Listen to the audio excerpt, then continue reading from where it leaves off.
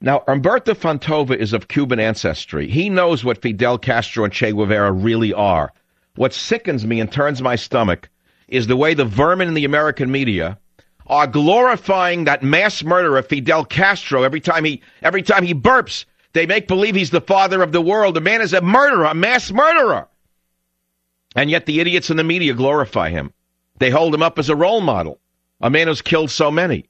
Do you know that in Castro's Cuba, I don't think you know this. Do you know any of what I'm about to tell you? Do you know that in Castro's Cuba, more people were killed proportionate to the population than in the early years of the Hitler regime? Do you know that in Castro's Cuba, more people were killed than in the Stalinist regime and in the early days of the Stalinist regime? And yet, they still have pictures of Che Guevara on the walls of universities. Now, it gets even worse.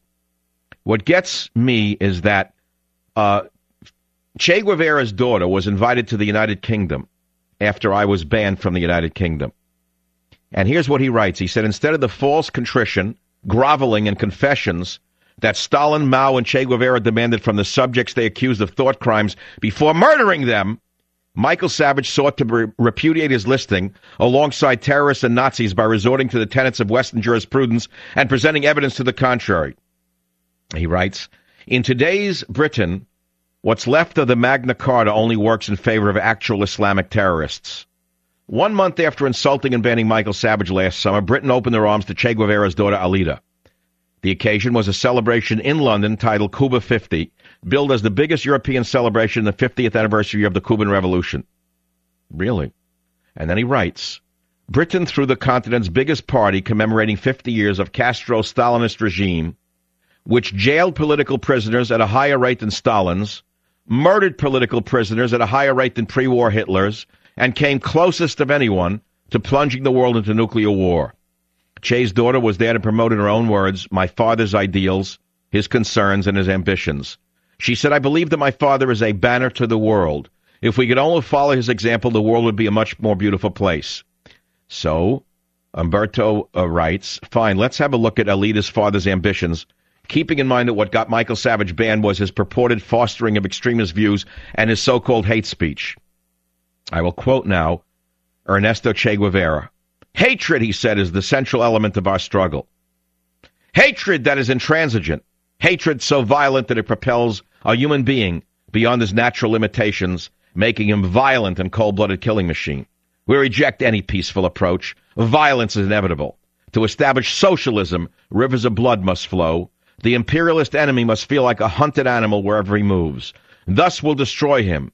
These hyenas, the Americans, are fit only for extermination. We must keep our hatred alive and fan it to paroxysm. The victory of socialism is well worth millions of atomic victims. Che Guevara, in a speech in 1966 to the Tricontinental Conference in Havana. He writes, no rational person would require much elasticity of definition to classify Alida's father, Che Guevara, this banner to the world, as hate speech. And Alida Guevara, in an interview with The Guardian during the visit to England, boasted of her fervent fostering of her father's view. Listen to this. Here's what she said in England. I want you to ask yourself, do you think Che Guevara's daughter could provoke intra-community violence? Listen to what she said. I want to be like Che and fight until final victory. Then you feel elated.